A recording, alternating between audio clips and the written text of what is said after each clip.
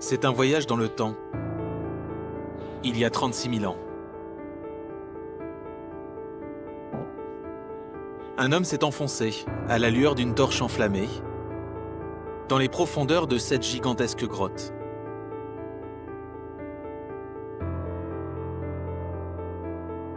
C'est la tanière de l'ours des cavernes. Cet homme, un homme de Cro-Magnon, n'est pas le maître des lieux. Il n'y habite pas. Il s'est aventuré ici pour peindre.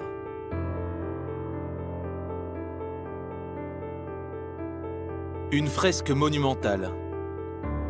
Une scène de chasse où des lions traquent un troupeau de bisons observé par des rhinocéros et un bébé mammouth.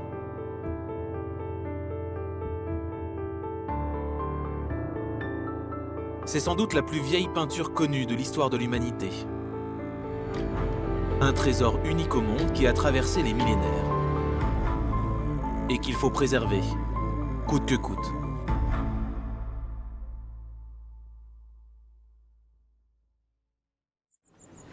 Seule une poignée de privilégiés a l'autorisation d'y accéder. Des scientifiques qui explorent la grotte au maximum 6 semaines par an. Pour la rejoindre, ils crapahutent sur cette vire naturelle à flanc de falaise. Le seul accès à la caverne, le même qu'empruntaient les hommes du Paléolithique.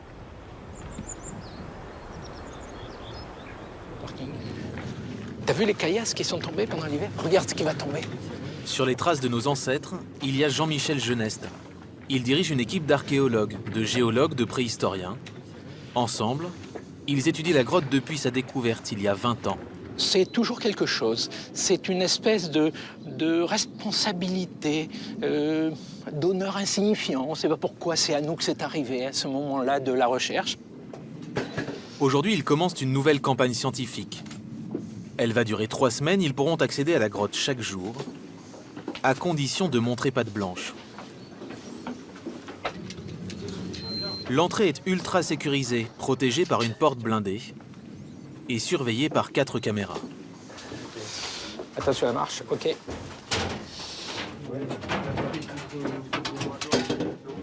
À l'intérieur aussi, toutes les précautions sont prises. Ah, tu as ta combi, Gilles. Toi, L'air expiré par les humains, le dioxyde de carbone, modifie l'équilibre de la grotte et peut altérer les peintures. Là, on est en train de s'habiller. Donc, on a des chaussures qui sont propres, stériles et lavées. Et après, on met une combinaison stérile qu'on va enfiler et que vous allez devoir enfiler aussi. Au maximum, 50 personnes par an sont admises dans la grotte. C'est la 3e fois seulement en 20 ans qu'une caméra de télévision est tolérée à l'intérieur.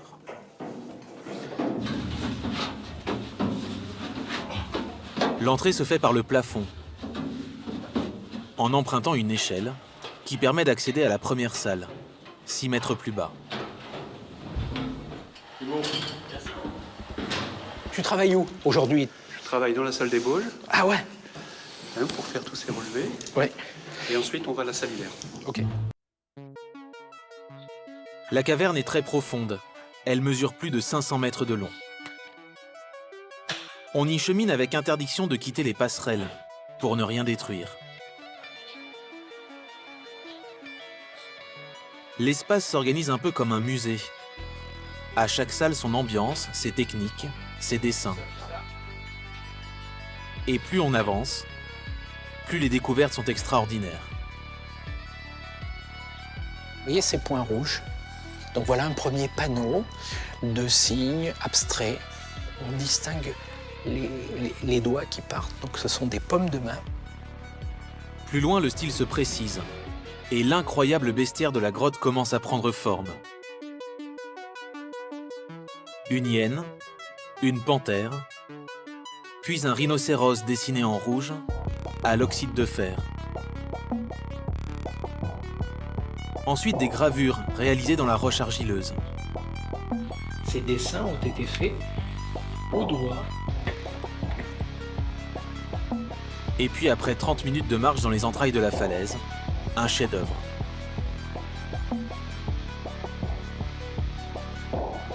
Une cavalcade, dessinée cette fois au charbon.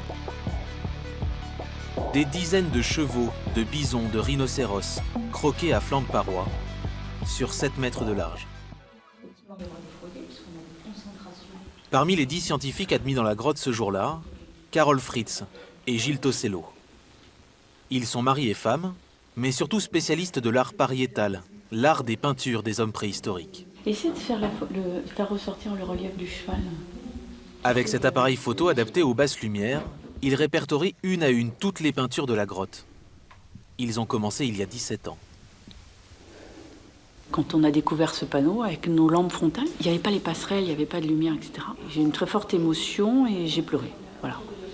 Ça m'était déjà arrivé une fois sous le plafond de la chapelle Sixtine et puis le panneau des chevaux, qui pour moi est l'équivalent de la chapelle Sixtine. Pourtant, il y a encore mieux, encore plus loin. Dans la dernière salle de la grotte, la fresque des lions. Ces peintures ont révolutionné la vision que les scientifiques avaient de l'art préhistorique. Elles sont 2 fois plus anciennes que celles de Lascaux. Et pourtant beaucoup plus abouties techniquement. Et là, on a donc la chasse des lions qui poursuivent les bisons. On a cette mise en scène formidable qui fonctionne toujours de manière, je trouve, aussi efficace 36 millénaires plus tard, 36 000 ans plus tard. C'est une forme de modernité, c'est quelque chose qui n'a pas vieilli.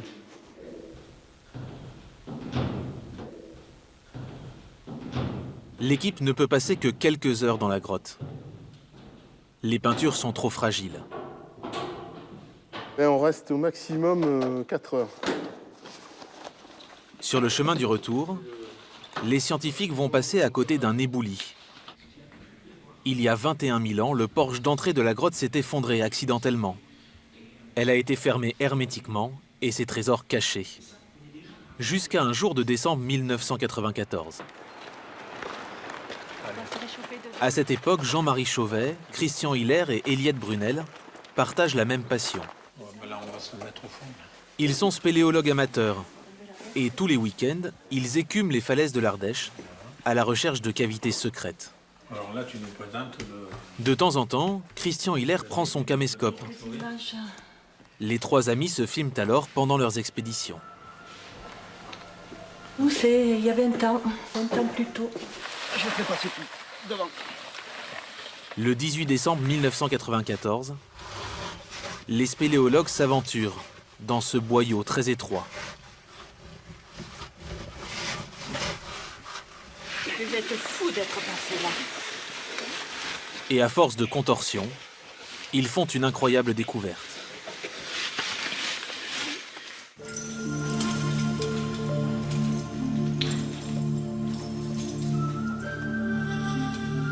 Ces images ont été tournées au même endroit, quelques jours plus tard.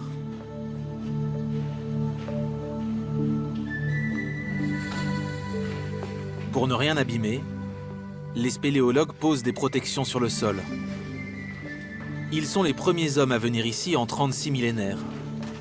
On dit qu'ils sont les inventeurs de la cavité. Jean-Marie Chauvet avait insisté pour explorer ce trou.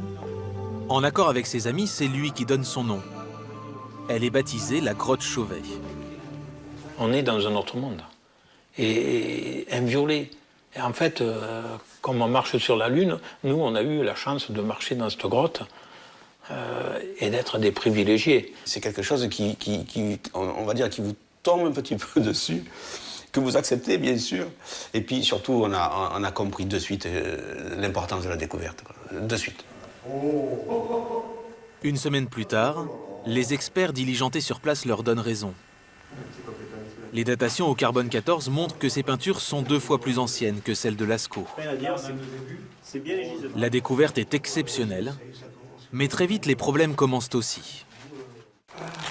4 mois après la découverte des peintures rupestres dans une grotte de Vallon-Pont d'Arc, la polémique entre la famille, propriétaire du site, et l'État, mais également entre l'inventeur de la cavité et l'État, est loin d'être close. Mercredi d'ailleurs. Début 1995, l'État fait jouer son droit de préemption et s'approprie la grotte.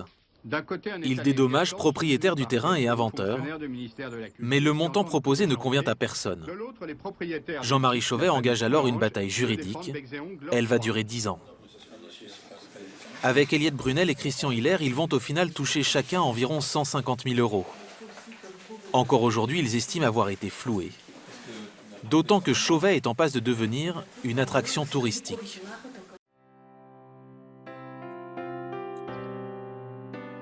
En juillet dernier, la grotte Chauvet a été classée au patrimoine mondial de l'humanité. Sauf que depuis 20 ans, l'humanité n'y a pas accès. Pour partager ce trésor, une réplique est en train de voir le jour.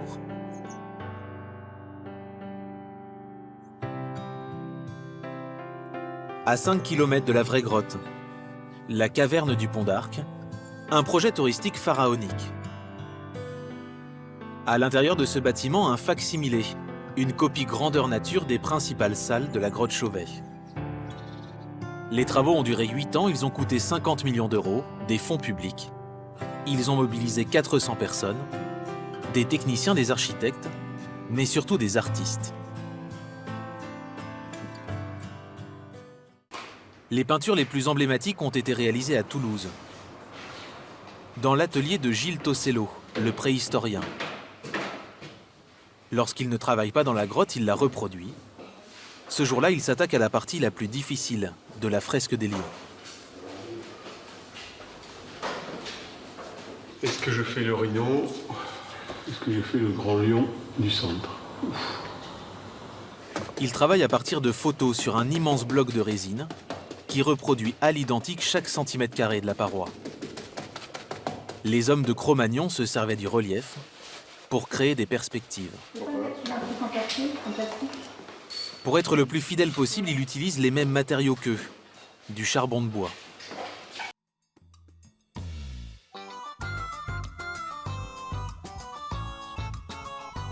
Gilles en est sûr, il n'y avait qu'un seul peintre, un droitier, qui mesurait 1,75 m environ.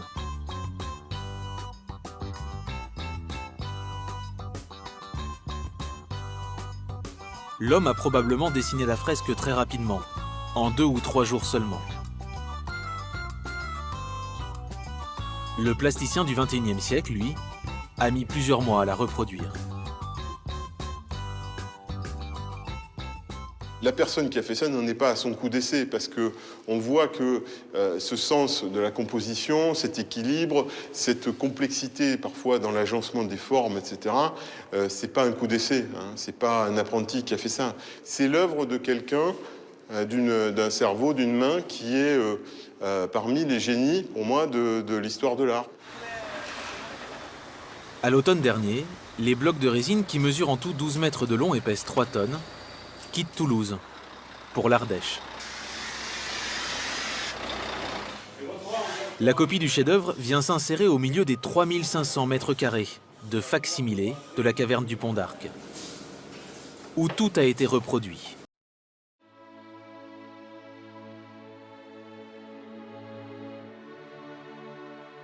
Les concrétions, stalagmites ou stalactites. Ça, finalement, ça sort bien. Il y a même des coulures blanches, là, tu vois. Les ossements d'ours des cavernes, éparpillés dans les différentes salles. Et bien sûr, les 442 dessins d'animaux. Les panneaux rouges. Les gravures au doigt dans l'argile. Et les dessins au charbon.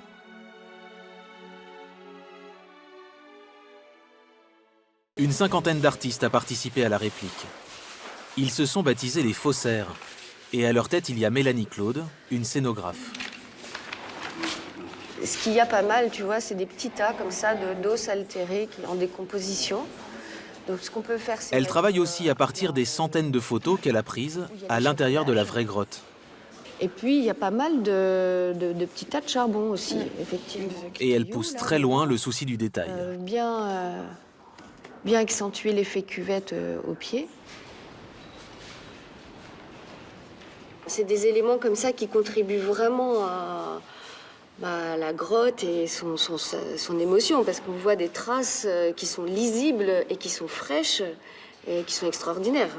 D'avoir des tas de charbon comme s'ils étaient là hier, comme s'ils avaient peint ça presque hier, alors que c'est il y a moins 36 000 ans, ça contribue à l'émotion, donc il faut qu'on restitue ça. Mais les faussaires sont allés encore plus loin. Là, on va rentrer dans les dessous du décor, le ventre de la bête. Toute la grotte a été reconstituée grâce à des kilomètres de câbles. Les parois ont ensuite été fabriquées avec du ciment sur la structure. Pour renforcer l'illusion, la climatisation sera réglée à 18 degrés, à peine plus chaud que dans la grotte. Ces immenses gaines vont même diffuser le parfum de la grotte Chauvet, une odeur de pierre humide. La construction de la réplique touche à sa fin. Le site sera ouvert aux visiteurs le 25 avril, mais les recherches dans la grotte, elles, sont loin d'être terminées. Il y a même tous les ans de nouvelles découvertes.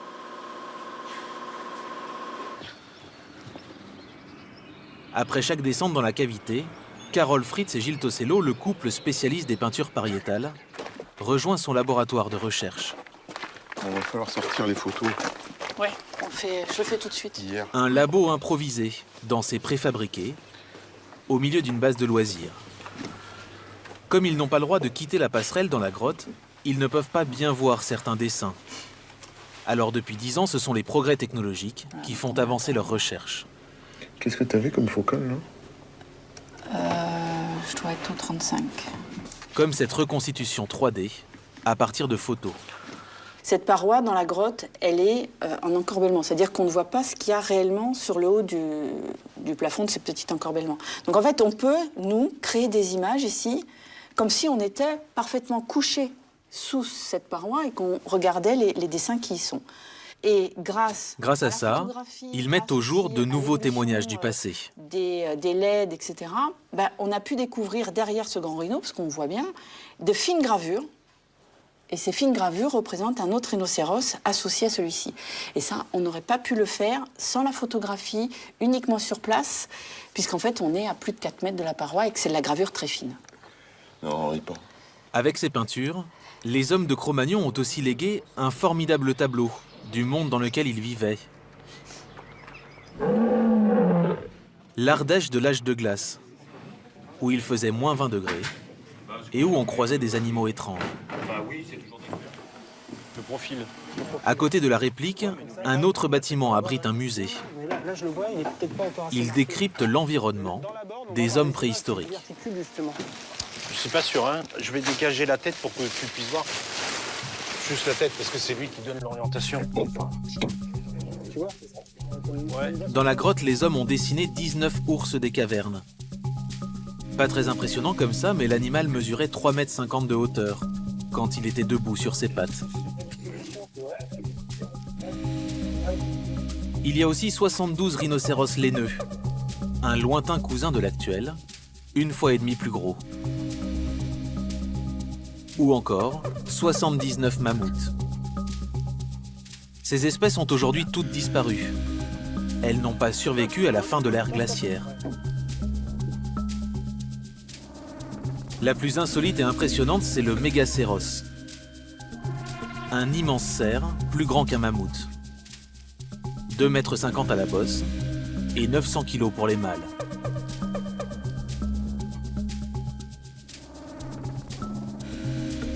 La seule espèce qui s'en est tirée est au fond de la pièce. David Huguet, le responsable du musée, nous la présente. C'est l'homme de Cro-Magnon, notre ancêtre direct. Il n'est pas du tout préhistorique comme on l'imagine. On n'est pas dans la guerre du feu. C'est un homme qui est exactement comme nous, physiquement. Il a les mêmes capacités physiques, les mêmes capacités cognitives aussi. Il a le même cerveau que le nôtre. Il est habillé très chaudement, parfaitement. Eux, c'est nous. Eux, c'est nous. Vraiment, Homo sapiens, hein, l'homme moderne, hein, c'est pareil. Et il a à peu près... Oh, c'est un vieillard, il a 40-45 ans. Hein. Ces hommes étaient des nomades. Ils vivaient en groupe de 25 à 30 individus. Reste un mystère. Pourquoi dessinaient-ils ces animaux dans les grottes? Une sorte de religion ou tout simplement l'amour de l'art? Nul ne le sait. À chacun d'imaginer sa réponse. 300 000 visiteurs sont attendus chaque année sur le site.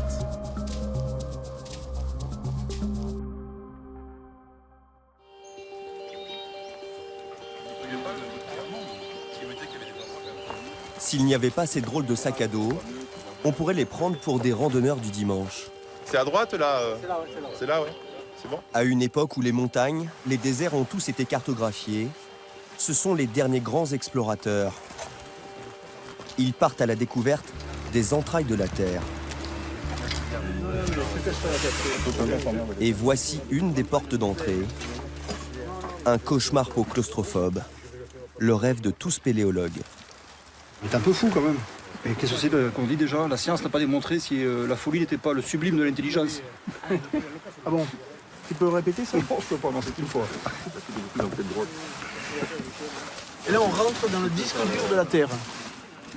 Pour accéder aux données de ce disque dur, il faut d'abord ramper quelques mètres, franchir un passage très étroit et surtout garder son calme.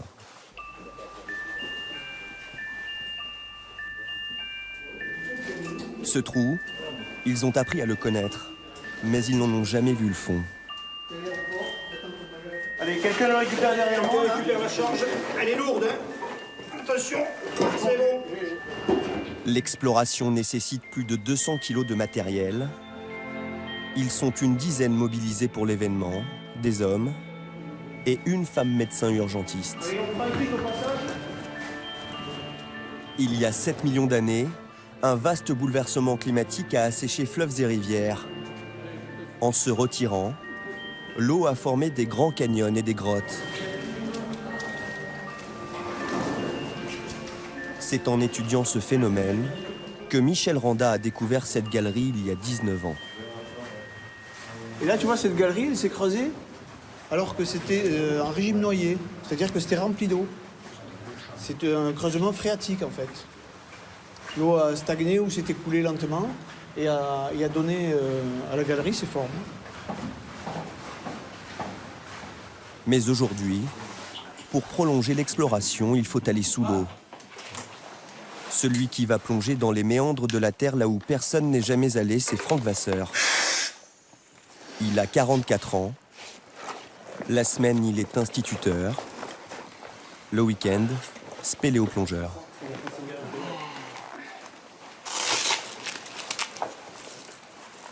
Ces plongeurs qui voyagent au cœur de la Terre ont un nom. On les appelle les spéléonautes. L'eau est à 12 degrés. Franck va y passer plus de 3 heures. Allez, à tout à l'heure. Allez.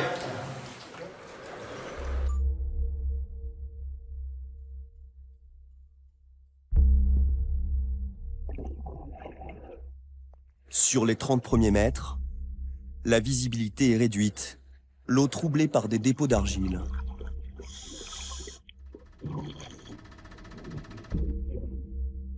Jusqu'à 40 mètres de profondeur, Franck est suivi par un autre plongeur qui veille sur le bon déroulement de la descente. Mais après, les couloirs deviennent trop étroits.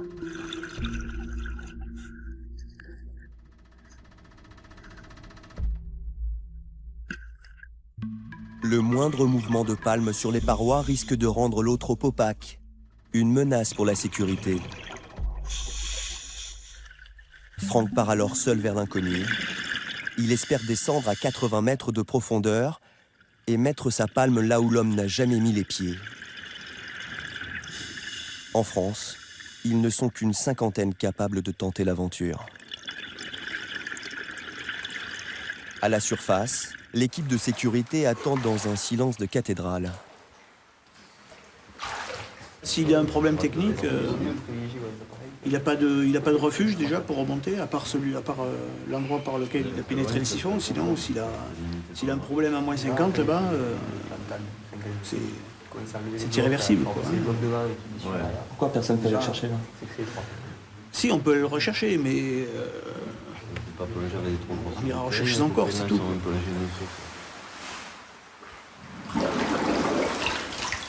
La sécurité n'est pas un vain mot. Cédric, qui a commencé la plongée avec Franck, est de retour. Le détendeur qui permet à ce plongeur de respirer sous l'eau explose. Il a 300 plongées derrière lui. C'est la première fois que ça lui arrive. C'est flexible qu'à casser, je passe contre la roche, je sais pas. Mais si ça arrive sous l'eau, ça... On a tout en double, justement. 60 mètres sous terre, Franck est équipé d'une caméra qui témoigne de sa progression. Il est venu en repérage il y a 15 jours. Dans ce labyrinthe, sa vie ne tient qu'à ce fil d'Ariane qu'il a déroulé la dernière fois.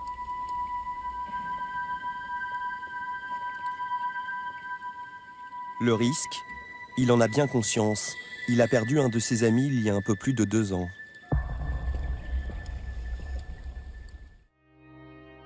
Il s'appelait Éric Establi.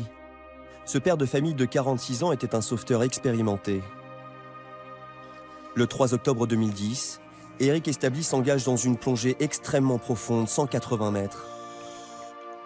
Cette galerie, il la connaissait bien, il l'avait filmée quelques semaines plus tôt.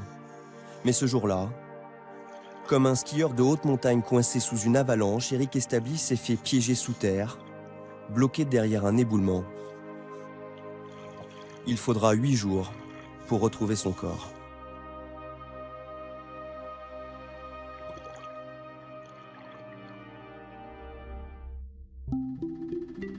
Franck plonge depuis 2 heures. Il cherche à maîtriser l'appel du fond, l'appel du noir, s'arrêter avant d'aller trop loin.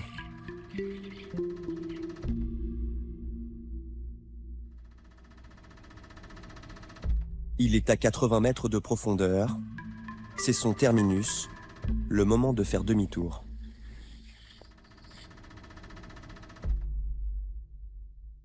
Il amorce alors sa remontée dans cette eau troublée. Le fil d'Ariane est toujours l'unique moyen de retrouver le chemin de la sortie.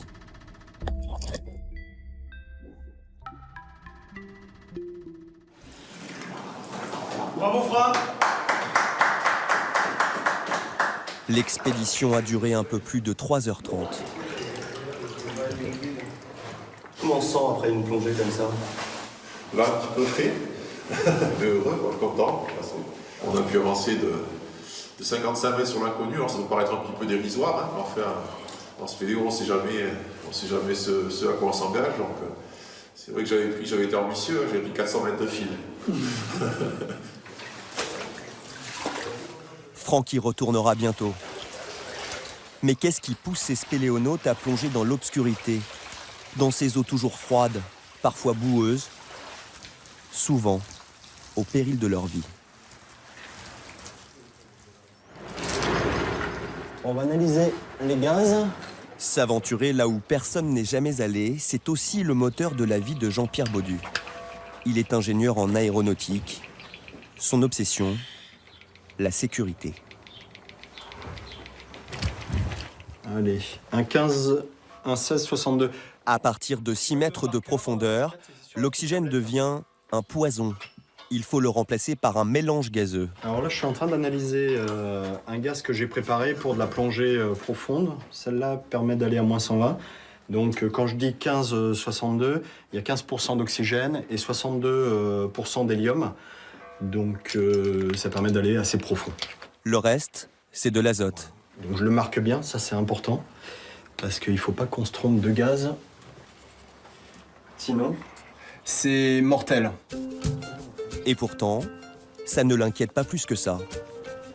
1, 2, 3.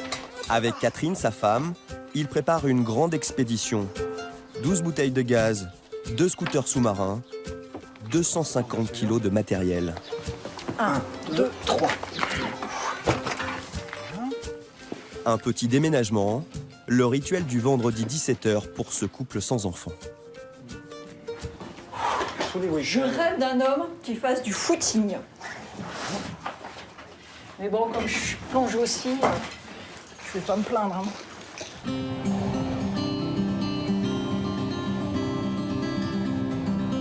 Alors, météo pour demain. Ensemble, ils ont fui Paris il y a 23 ans pour s'installer à Saint-Étienne et se rapprocher de la nature. Très tôt. Dans le milieu très masculin de la plongée souterraine, ce couple est une exception. Catherine en soutien moral et logistique. Jean-Pierre à la pointe de l'exploration. Je suis fière. Alors ça peut pas être totalement puéril, mais quelque part, ça me fait vraiment plaisir de savoir qu'il a découvert un nouveau réseau. Voilà, je trouve que c'est, pour moi, c'est un explorateur, quoi. Et je trouve que c'est, d'avoir un mari comme ça, c'est une chance. Bref, c'est un peu son héros, mais un héros loin d'être solitaire. Messieurs, bonjour. Salut les cocos. Bah écoute, nickel, hein. Pour sa plongée, Jean-Pierre a une armée derrière lui. Il y a Mowgli, son ombre, sa sécurité, il est de toutes les plongées. Comme Philippe, le responsable secours de la Fédération française de spéléologie. Ils ont tous de la bouteille, ils font tous de la plongée, mais ce week-end, ils ne sont là que pour assister Jean-Pierre. En fait, c'est très égoïste. Très égoïste parce qu'on est les seuls. En fait, l'équipe, elle est là, elle ne verra pas ce que j'ai vu. Je leur raconte, j'essaie de les faire vibrer avec une histoire, mais quelque part, c'est qu'une histoire, ils n'auront pas vécu. Alors, ils auront vécu une ambiance, ils auront vécu une préparation. La nuit tombe sur l'Ardèche. Au programme, camping sauvage. L'argent chez les spéléos se dépense ailleurs, en priorité dans le matériel de plongée. Avant de descendre sous terre, Jean-Pierre prend une dernière fois un peu de hauteur. Ouais, c'est notre maison secondaire. On y est bien. Avec Catherine, ils vont dormir ici. Pour les autres, c'est moins luxueux. Je gonfle mon lit. Grâce à une petite batterie. Parce que c'est long à gonfler la bouche. Mowgli va dormir à l'intérieur de son camion. 6 petites heures. Les gorges de l'Ardèche pour terrain de jeu. Voilà. Il est 7 heures du matin. Et pour l'instant, c'est la partie la moins agréable de l'expédition. 300 kilos de matériel à porter à dos d'hommes et de femmes. Un fardeau que le décor leur fait vite oublier. Ni touristes, ni spéléo à l'horizon. Ils sont les premiers, c'était le but recherché. C'est l'heure du briefing, précis, concis. Donc là, on va se préparer. Hein. Franck, Philippe vont partir. Franck, l'instituteur spéléo-plongeur, est de la partie. Cette fois, il ne tient pas le premier rôle. Il est venu renforcer l'équipe de sécurité. Il y a quoi comme objectif alors? Et l'objectif, c'est de descendre dans le puits et de descendre jusqu'à moins 120 maxi. Et en ce qui concerne son temps de plongée? Écoute, je prévois, je dirais que 6 heures, je devrais être bon, 6 heures, 6 heures et demie. Bon, on va dire 7 heures. C'est bon? Eh ben, on attaque. 2h30 de descente, 4h30 de remontée pour évacuer l'hélium, les indispensables paliers. La spéléoplongée est le seul sport en France où les pratiquants assurent eux-mêmes leur secours. C'est en partie pour cette raison qu'à ce moment-là, le spéléonaute entre dans une phase de concentration intense.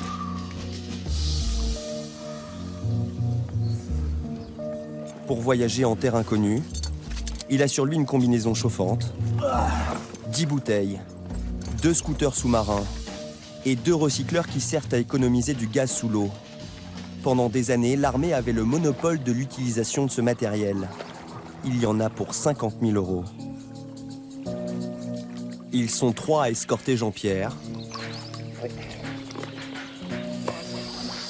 L'aventure commence.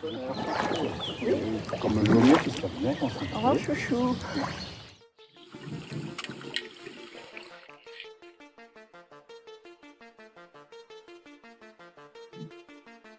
Visibilité extrêmement réduite.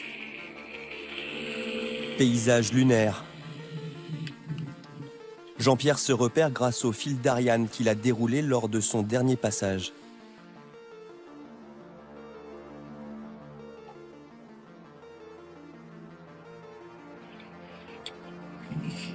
Dans sa descente,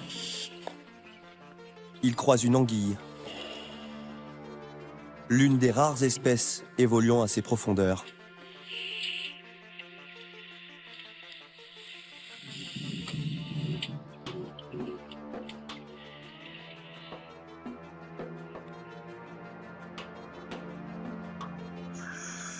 Pour avoir le moins de contraintes possible, c'est seul et sans caméra qu'il continue son exploration.